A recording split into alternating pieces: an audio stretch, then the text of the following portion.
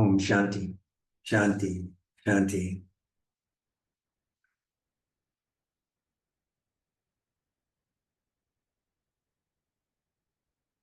Welcome, everyone.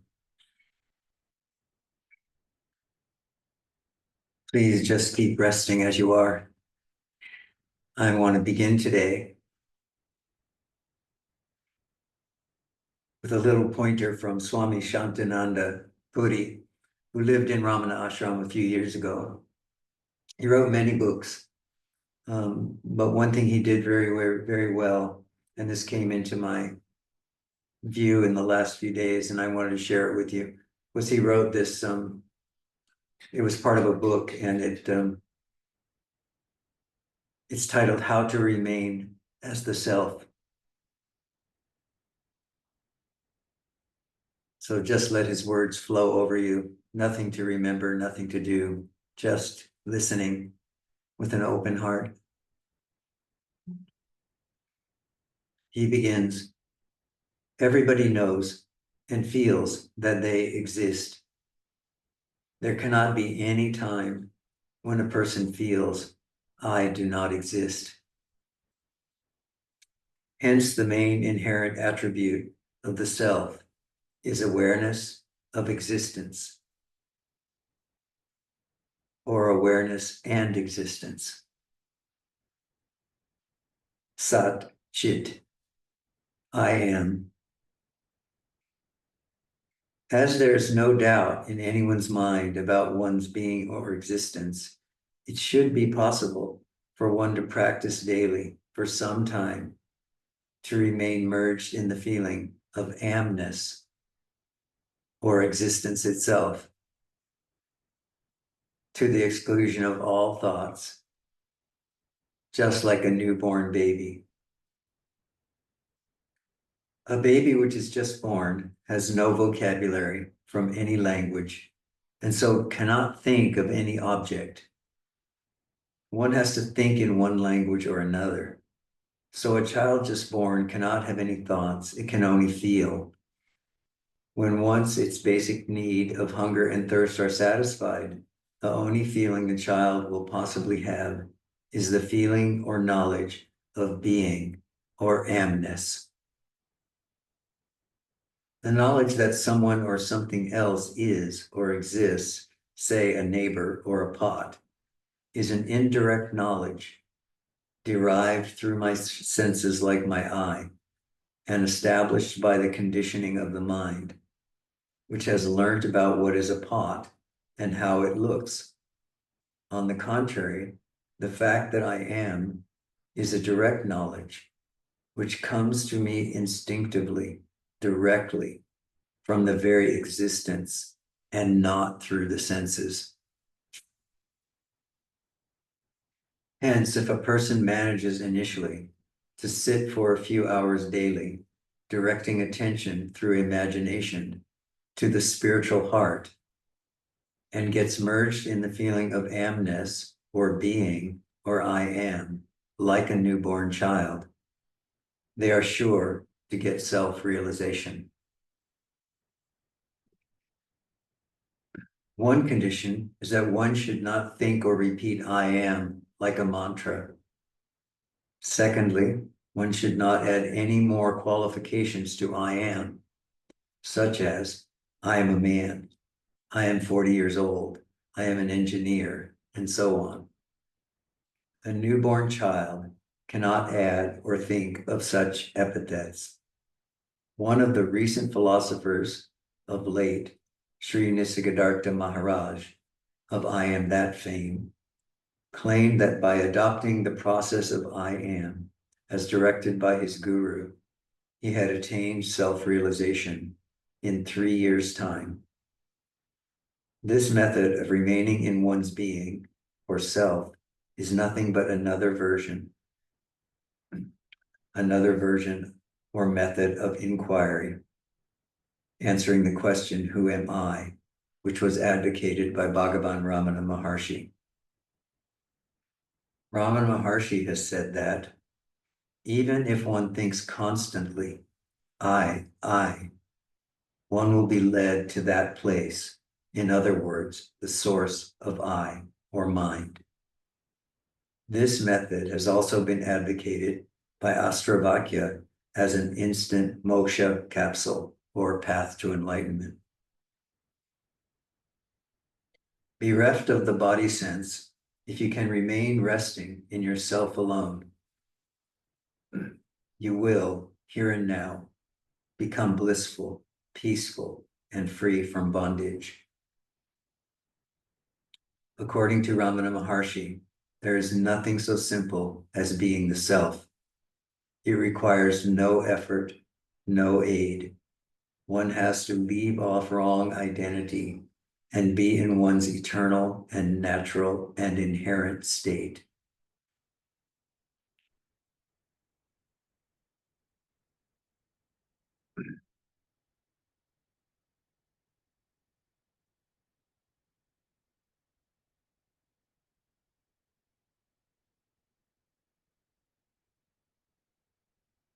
So I wanted to share this with you tonight or today as a reminder.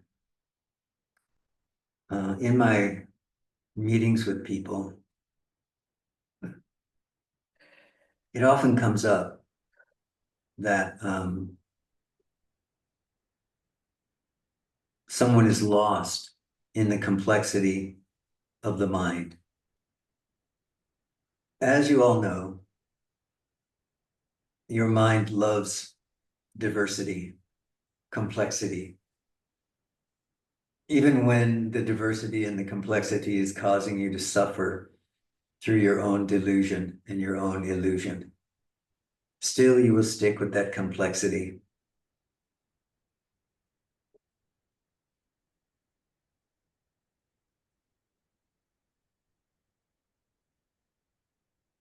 And in that moment of the recognition of the complexity of your own mind, the kinds of questions or the kinds of feelings that will arise is, I don't get this, I can't do this, I don't know what to do now. What should I do now? Should I practice this? Should I do that? What should I do? What should I do? All of this coming from the conditioned mind, which believes in some way that you are either the thoughts, the feelings, the emotions, or the experiences which you are having in that moment.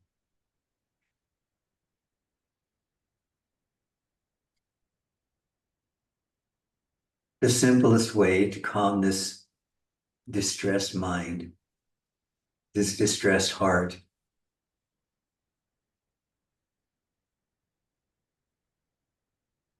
is to go with the most direct return to the peace and calm of your own knowing. This knowing is not a great mystical experience. It's much closer to you than that. It's the simple knowing, I exist, or that which is aware is here now. This is the reason why I'm always encouraging you to ask yourself in times of need, am I aware? Yes. As soon as there is the recognition, yes, I am aware. This is the feeling, I exist. What Sri Bhagavan called I. This has no adornment, does it? Very simple and very direct. In fact, it's so simple and so direct, the mind will challenge it. It can't possibly be this simple. This cannot work. Why don't you don't understand this? It's not that clear to me what I'm supposed to do.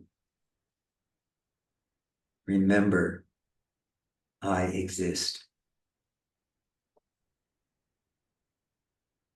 Bhagavan instruction and Swami Puri's instruction is very clear. And this question, are you aware? Yes, the answer to that is very clear. Come back simply and directly through the question, who am I? Am I aware? Do I know I exist? As soon as you come to this with the affirmative yes, then remain there. There is not more to do.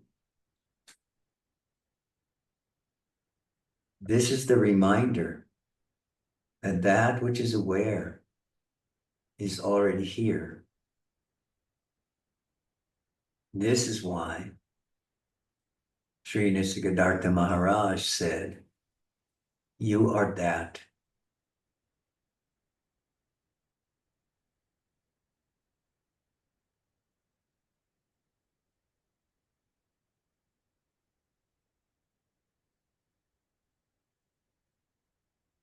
So suspend your belief that you are not the self.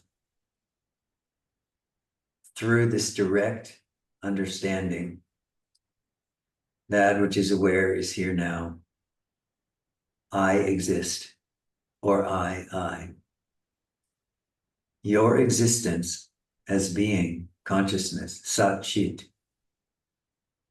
already knows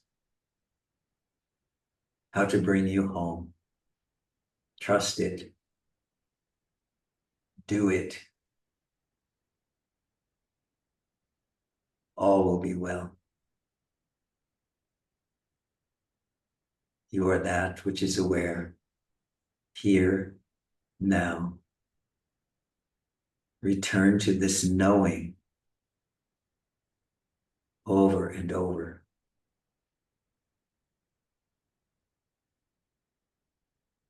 Spend less time with books and videos and ideas and concepts, and more time with I am, that which is aware, here and now.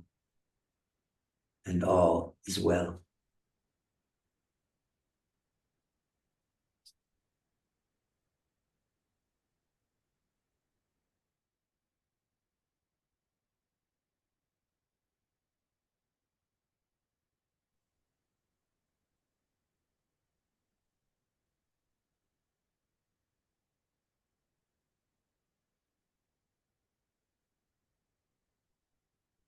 Rishiji, I just felt to ask something.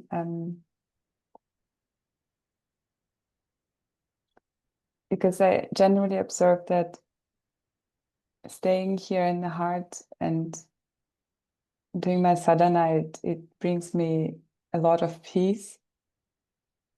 And that strong emotions, they used to subside after some time. So it's, even if something is rising up, then usually it also subsides more quickly.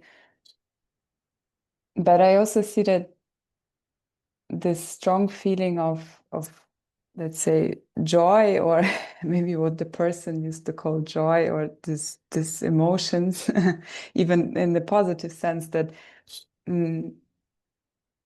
it just somehow becomes very even. So Yes. that even people observing me, like they're saying, like, you're not joyous, you don't experience so much of this genuine joy if you just, like, maybe some kind of personal memory they have of me.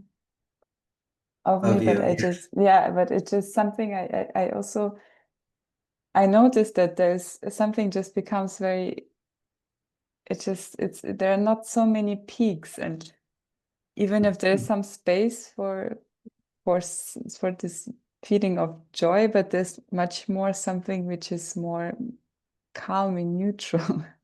So at times there's just a question arising if it's maybe some kind of a fog from the mind trying to cover this like deeper joy. But just this genuine joy of, every day waking up and saying, I'm so happy. There's just not so much there. It's just much more of neutral abiding, and Yes. Yes. sometimes I don't really know how to put, if that's even something, worth reporting about, but I just recognize that Oh, no, it's I very, very don't much, feel. no, it's very, very important to report about this because this is a confusing point for many, many people. So it's really good for you to bring it up and for us to have some conversation around it. Um,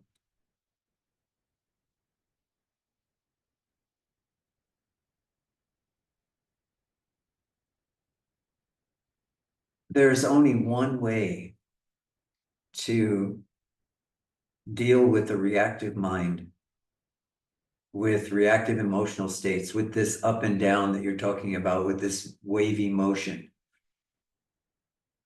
And surprisingly, it's not, or maybe not surprisingly, it's not just to work with the negative emotions or the negative thoughts or the repetitive thoughts or the constant tape that's playing in the mind. It's also to come to recognize that if you are going to be unmoved by the waves, you also must be unmoved by the valleys. Because the nature of mind, especially of conditioned mind, is that this display of duality. And this display of duality is what causes us to go from I don't like this to trying to pursue what I do like. And then once I get what I like for a few moments or a few minutes or a few hours, trying to hold on to that and cling to that so as not to go back to what I don't like. So the characteristic of the mind, which is trapped in duality, is it moves from the positive to the negative back and forth continuously, and then thinks that that's the natural state. But what you're describing is the actual natural state. So the question becomes, how do we attain this natural state? And how do we view it once this natural state has been attained? The mind will tell us, this is boring. I don't like this evenness. I feel dull. Even our friends and family may say, you just are so not here, or you're just not. What they're really saying is, we can't push your buttons anymore, it seems. And so we're not sure that we like this. What's the matter with you? So it becomes a gaslighting situation. This is because when we come to understand something about our true nature, what we experience is genuine joy, which is not a really strong emotive thing. It's not the happiness that comes from achieving a big goal, or that comes from getting married, or that comes from great sex. It's not that kind of joyous moment which goes on indefinitely, which is what the mind often thinks enlightenment or self-realization is going to be like. It's going to be that peak experience which goes on forever, and I'll never come down. But it's not that. Through the development of the cultivation, if you will, of a non-reactive presence, a presence which is aware, which is here, but sees the futility, both of the negative and the positive, sees the futility of trying to get rid of pain in the body and the futility of trying to grasp at pleasure in the body, and says, I really see the way that doing either of those things will cause me to suffer, will cause me to struggle. And so for now, I'm going to walk between the two. I'm not going to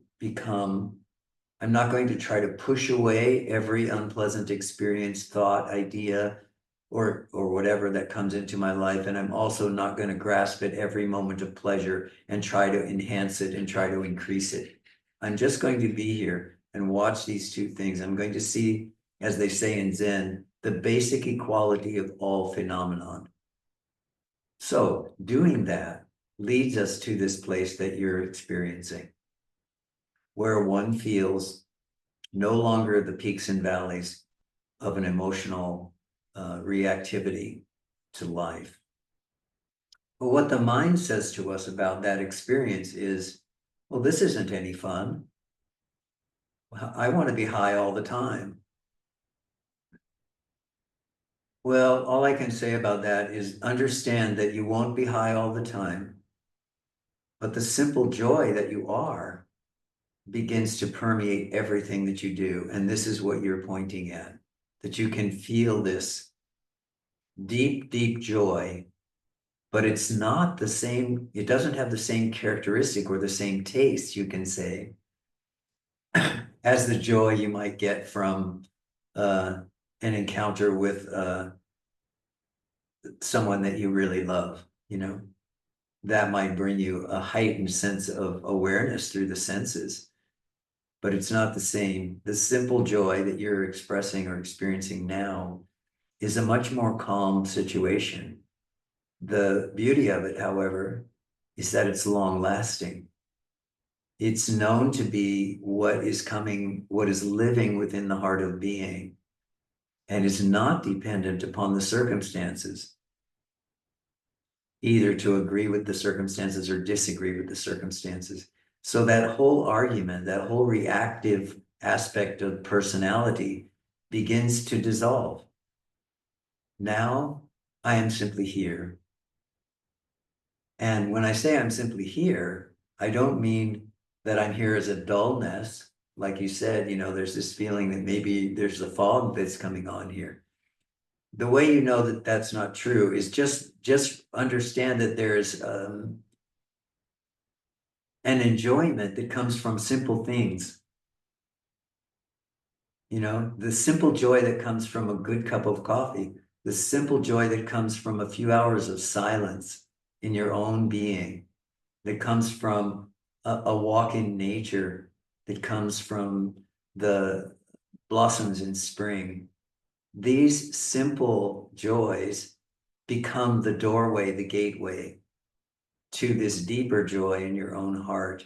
And you really begin to appreciate the moments of your life in a way that you didn't appreciate them before, when you were chasing after pleasure, or you were chasing after a heightened sense of peak experience. Now you simply know that you are this joy, you are this peace, and your understanding is what continues to strengthen, but not as a knowledge, more of as a knowing who I am, knowing that awareness is here now as being consciousness.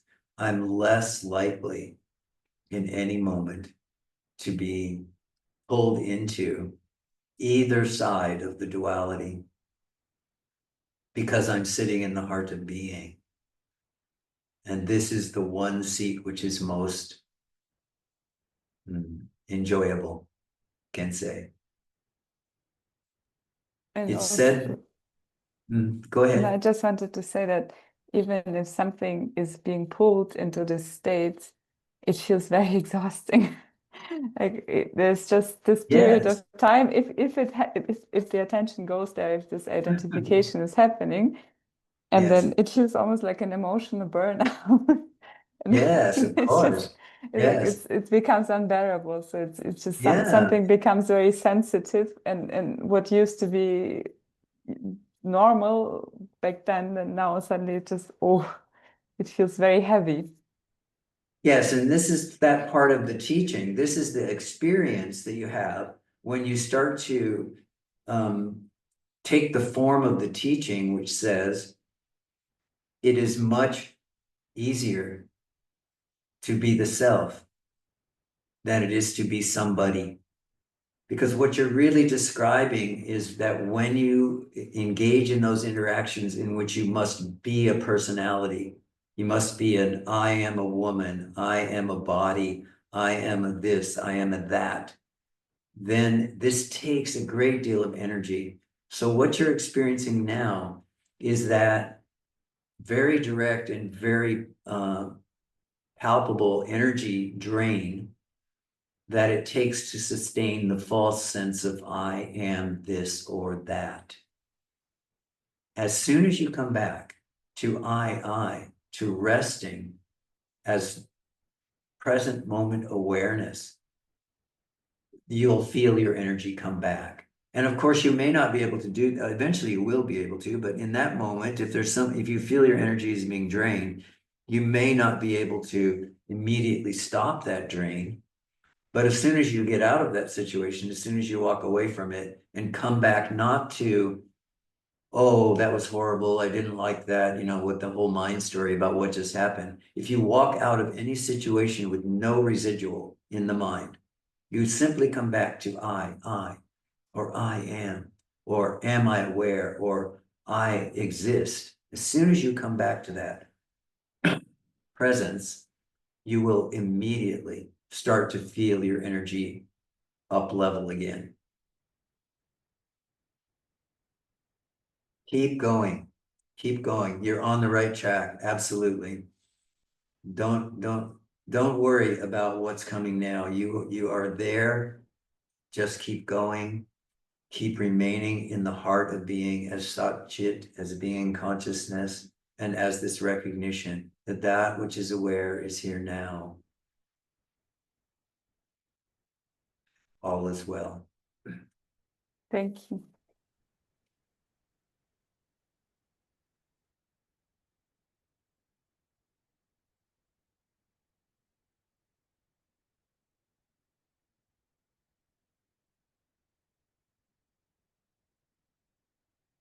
It is true. When I said there's a misunderstanding sometimes about the nature of self-realization or self-recognition. People think, seekers think that what's going to happen is some form of peak experience, which is going to continue all the time. And that's just a misunderstanding. To be who you are is the most joyous of all experiences, because it's not an experience, it's a being. It's who you are, your totality. It's not you becoming something else.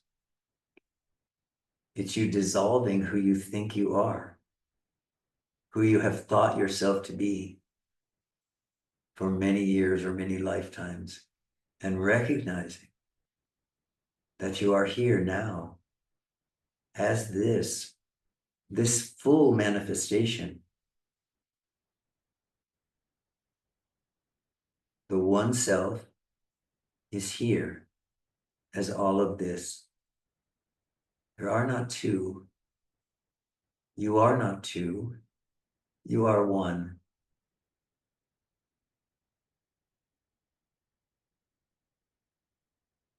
Let yourself take this in very, very deeply.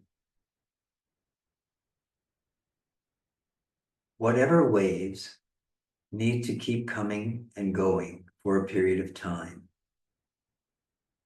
based on the prarabdha karma, whatever brought you into physical form this time, those waves will continue. Even Sri Nisargadatta Maharaj, who is considered to be one of the preeminent sages of the last 100 years, said it took him 3 years to realize the self. But how many of us wouldn't be so happy if we knew it was going to just take 3 years?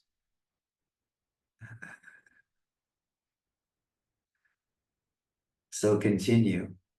You don't know. For you, it could be tomorrow. Maybe it's 3 years. Maybe it's more. What else do you have to do with your time? There's no better use of your time, of your life, than to understand who you are as being, consciousness and bliss. Fulfill your destiny to know who you are. I promise you, you will be happy. You did so.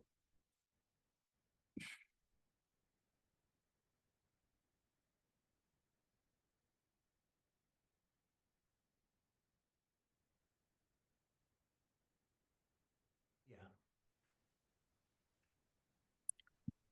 So there's a feeling that something is dissolving vasanas or density, but it feels like a presence that is universal, Mm. but not quite me. It feels like some sort of external presence that is very soothing, very delightful, and gently dissolving density, uh, vasanas, and opening who I think I am to itself. Yes. But at some point, is that presence who you merge into? Is that what happens? Yes, absolutely. Of course. If you see, you always are the self. You're Mm. not becoming, excuse me, you're not becoming something which you are not. You're not Mm. becoming, you're not becoming something other than what you are. You are already the self. The mind, the conditioning, that which you call me, and you say is dissolving, that's the covering over who you are. Mm. So you can look at it this way.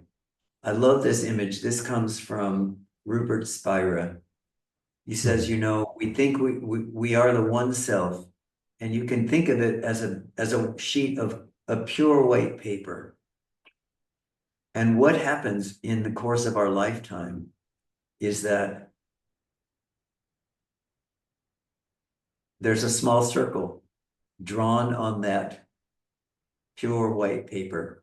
That's our conditioning. This is drawn by the senses, right? Hearing, tasting, touching, smelling, thinking, and experiencing. But the space inside that small circle is the same as the space on the rest of the paper, which is empty.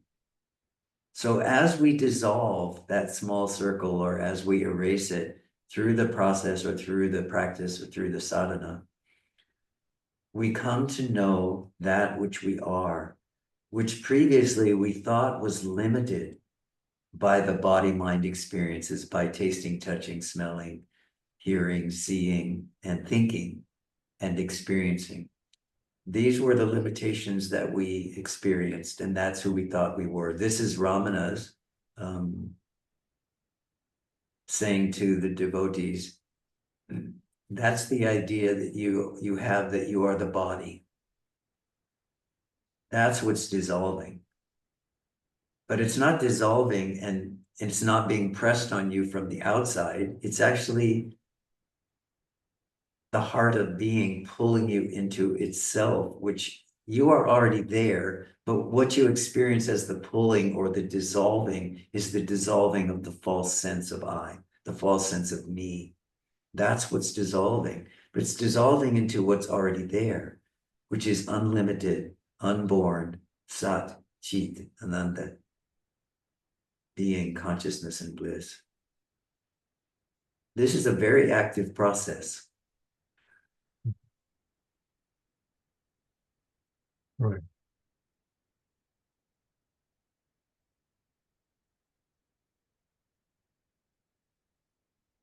Now, just one more thing, where it will catch you along that process of dissolution is with this question, or with this misunderstanding that there is someone or something which is dissolving. That is not true. That's the I am the body idea. Something is dissolving. But what is dissolving, you can say, is the false identity or the false interpretation of the sense experience that causes us to say, I am limited to this body. So it's important that you catch that narrative when it's rising, that someone is dissolving. No, conditioning is dissolving. Until, and if you know this, and if you continue with this, and you remind yourself of this, eventually you come to understand that the one you thought you were never was. And so no one dissolved.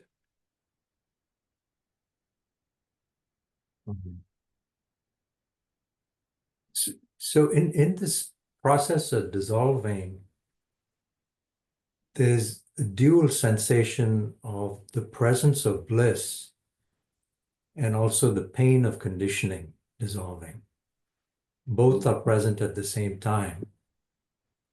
And one feels like eventually, is it a sense of a mass of effulgent bliss only present? Or is it more like deep sleep where there's no experience?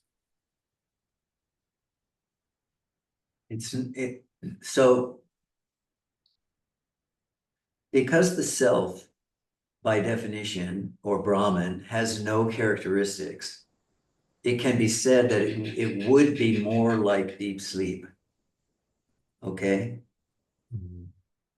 However, understand that you will have this perception of knowing who you are in the waking state and in the mind in the waking state. So in that moment, there will be this recognition, but it's not going to be this, as I was saying before to Atmavidya, it's not going to be this, you go suddenly up on this peak of effulgence. That happens for people, but that is always a temporary experience. Whether it lasts a minute, a moment, or it lasts 1,000 years, it's a temporary experience. Part of the process of letting go for some people, not for everyone. But you will go, if you think you're going to go up onto that peak, or that you are not the self because you aren't sitting on that peak, you would be operating from delusion. What you are is being. This being, in the waking state, experiences itself as peace, as calm, as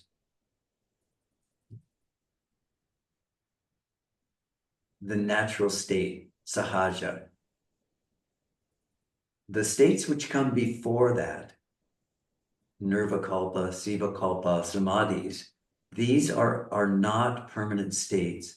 Only the natural state of being here, now, as alert awareness, unaffected by the peaks and valleys, by the waves. Only this is described by the sages as that which realizes its true nature. It's said in the scriptures that the sage remains eternally in enjoyment. It doesn't say, and Ramana pointed this out, as many of you know, he passed from cancer. And he said along the way somewhere that the life of the sage is pure enjoyment because the sage knows who they are, not because they don't have pain in the body, or not because they don't have moments of great joy with devotees and with the presence of the supreme Brahman within themselves. The body is living out its prarabdha karma, so it will live it out in whatever way it wants, whatever way it needs to. And it will continue to do this even when the self has been realized as being consciousness, eternal presence, here and now, without past, without future, without even a present, simply here as awareness itself.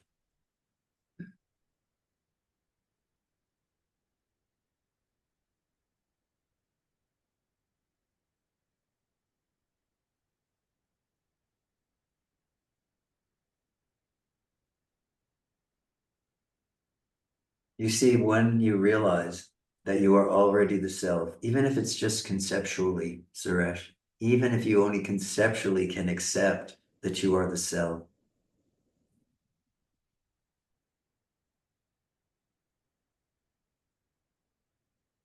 your seeking begins to come to a halt. It starts to stop. When that happens, the experience is one of this me-ness that you describe dissolving. That is the experience of the imagination, imagining who it thinks it is, coming to a halt and coming to realize that this presence as awareness, as being, is here now, eternally. It's always here. It's before everything else.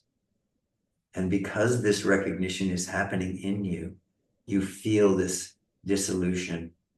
And it feels for a time, as you describe it, like there's a me that's dissolving and there's something else that's replacing it.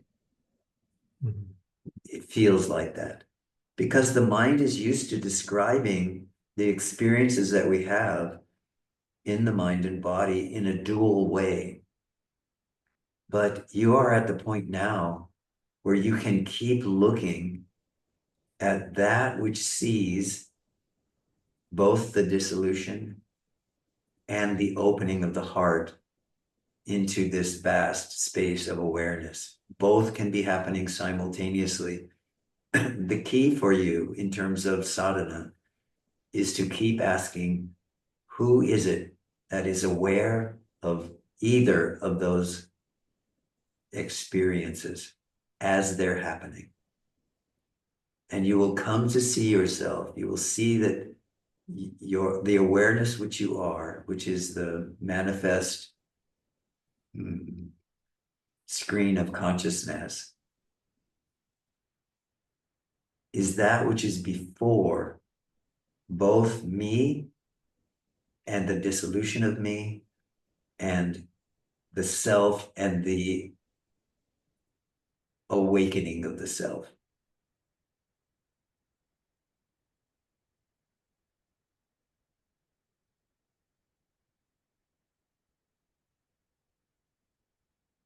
Yes, there's a part that sees that also, and also, Yes, yeah.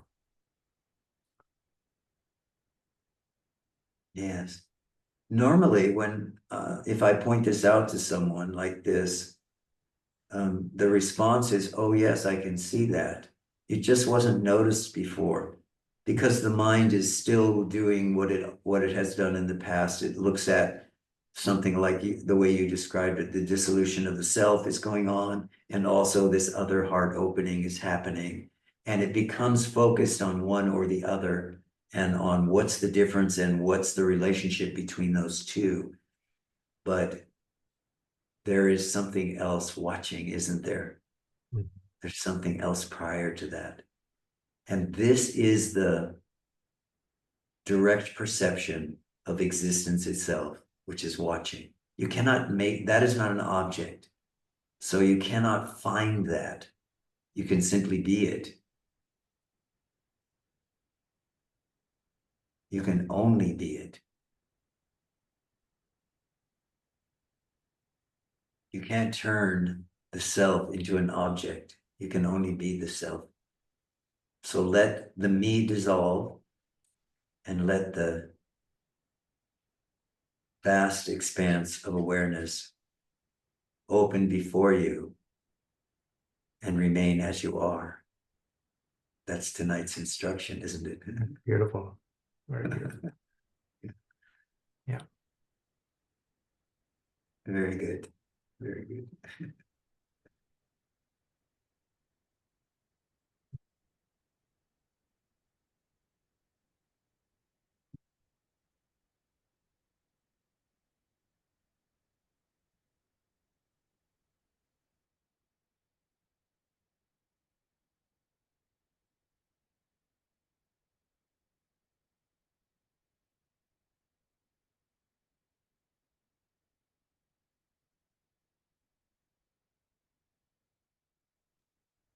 Hello, Master. Yes, Can you hear me? yes, of course. I can hear you very clearly. Super. My name is Mohed. Mohab. Okay, thank you, Mohab. It means love. It means love in Egyptian language. Uh, Yeah. Beautiful. Um, so I remember you were talking about with our dear friend before about the appreciation and to be able to appreciate. This is something I'm working with, and maybe I would like to get deeper into. Sometimes I'm sitting, or I want to enhance my level of appreciation. I feel, okay, I don't feel appreciation.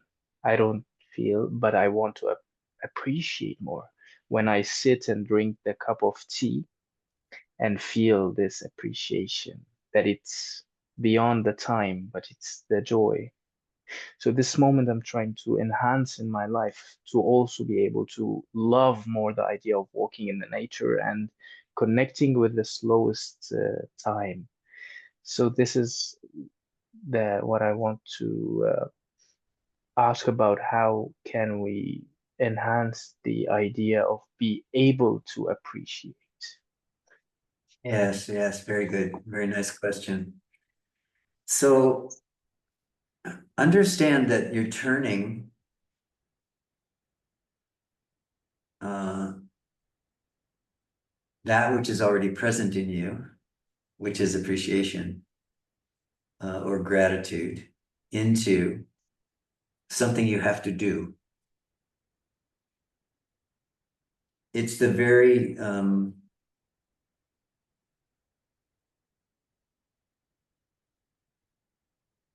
essence of your nature to be present as this sense of appreciation or gratitude or love. That is your very nature. So when you say, what can I do to enhance this? My reply is very directly, stop being you.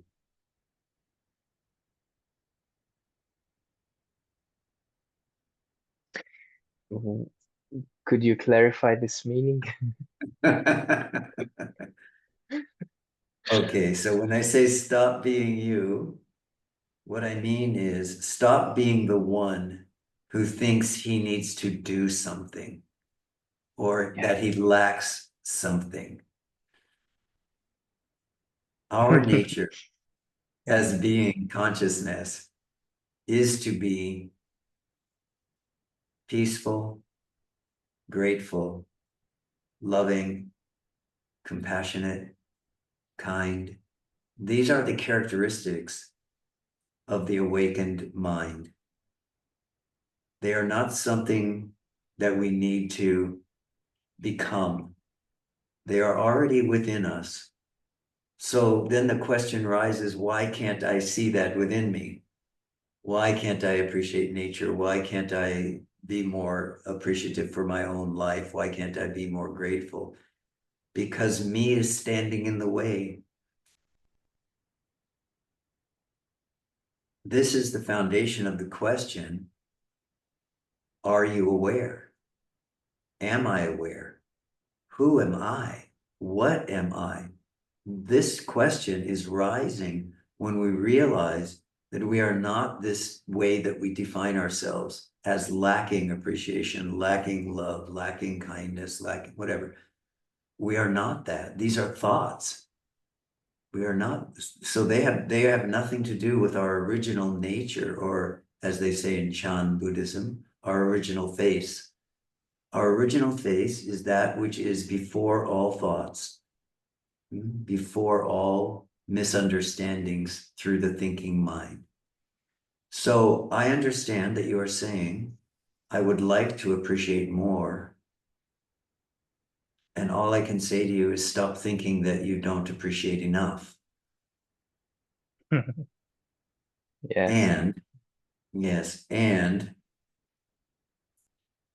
allow, let me say this differently. The very impulse to appreciate more, to have more gratitude, to have more love, indicates that you know what these are. You don't know these as a body mind. You know these as a being, as an open heart. So these qualities are already there. You see, we cannot know something that we know nothing about. We cannot become something that we know nothing about. We cannot think a thought about something we know nothing about. So just to say, I wish to be more appreciative, you have to already be standing in appreciation. You may think you are lacking it, but you are standing in it. Otherwise, you could not know of its existence. So when you say, I want to be more appreciative, stop. Just be there. Don't turn it into a project. Don't turn it into something you must do. Don't turn it into something you lack. Simply know that the heart of being is expressing itself in that moment as that desire to appreciate. And that's coming from the knowledge that appreciation lives within you. So you appreciate in whatever way you can at that moment. You are grateful in whatever way you can be at that moment. And then this slowly cultivates this more and more as a characteristic that's flowing through you. But know its origin to be with you as the one self. That is what's pulling you in. It's not a set of ideas or practices or things which you are cultivating, although that's possible. It really is to know who you are. And apparently you are appreciation. Now let yourself feel it. It's already there.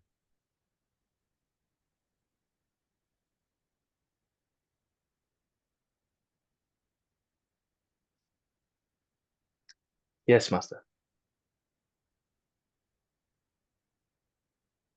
Rest, relax. Be grateful that you are here. That's what you know for sure. I am here. Everything else comes after that. So first, have gratitude for your very life and your very existence. Know that you are here, that you are now, and all is well.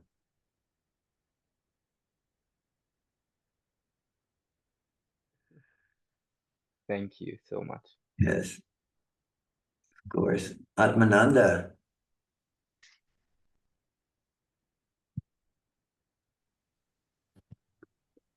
Namaste, Rishiji. Can you hear me? Namaste, Ji. Yes, I'm just searching around, getting your thumbnail onto the main screen. Okay, yes.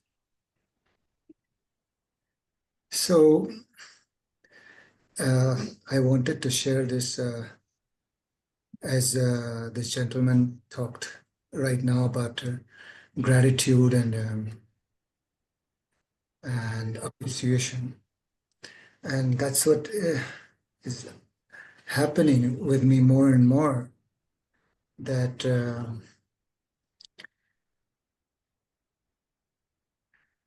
when I traveled back from Tiru to Kolkata to meet my parents, and then all of a sudden on my way, I had this urge of urge to chant Yogi Ram started happening on its own, which I was not doing. I was not chanting all the time. Out of appreciation and out of joy. And what started to happen is that when I arrived in Kolkata to stay with my parents for a while, when I see and also traveled in the city and all around, I started to see that how everything and everybody is in the midst of this dream, and appreciating that, oh, I'm able to recognize who I am. So a lot of joy, a lot of compassion, and a lot of joy for being and recognizing this, and also compassion for everybody and everything started to arise in my heart. And for a very long time, this would arise in my heart that how can I help? And tried to help. Sometimes got myself into trouble also. But this time, by God's grace, by Yogi Ram's grace, a natural urge of chanting, just chanting. What I heard from Devaki Ma, that when you chant even one name, it helps the whole world. And then recognizing that people are in the dream and they are unable to, they are going in like they're suffering in a way somehow. And so this chant, without trying to disturb anybody, without trying to, so this chant started to arise and continuously, even in my house, I come in and I see my parents and everybody in the same kind of a situation.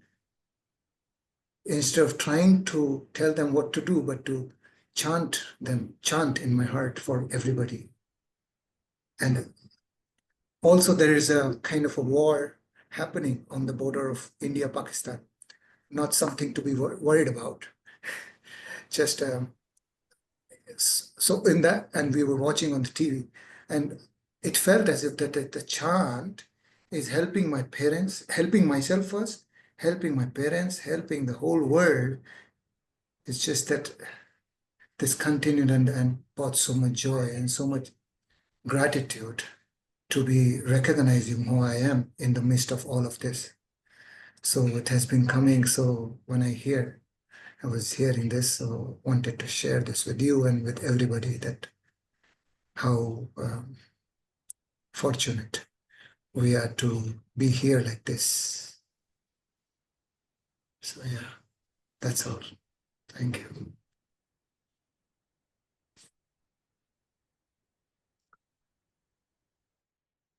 So what Atmananda is pointing out is that this is a method, this is a way, a spontaneous way in which that the centering in the heart happens, and then can spread out to all beings around us and eventually, ultimately, to all of creation. Yes. Some people are spontaneously drawn to this, these aspects of sadhana, which are about devotion and surrender.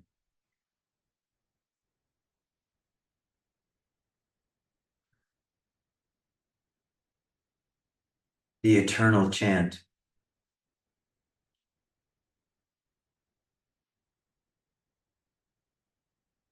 is the name I.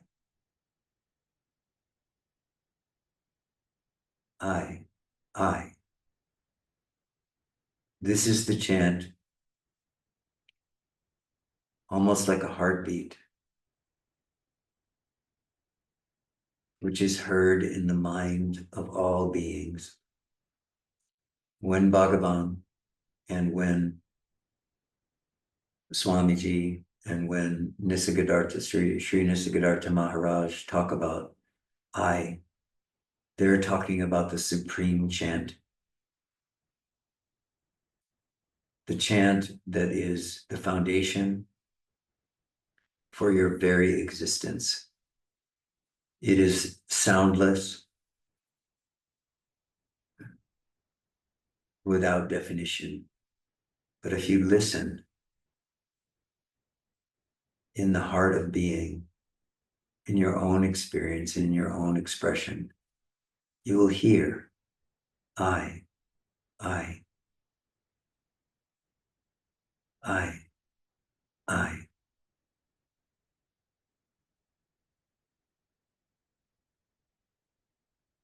This is the self-radiance of being, consciousness, as it moves out from the formless into form. I.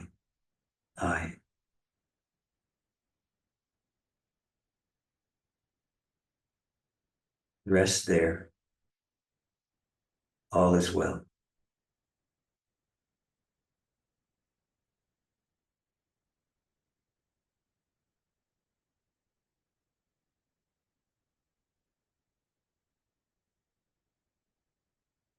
All right. I wish you all well.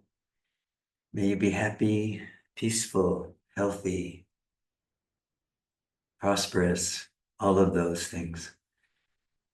May you find love and compassion in your heart for all beings, at all times, in all places. Hari Om. Tat Sat.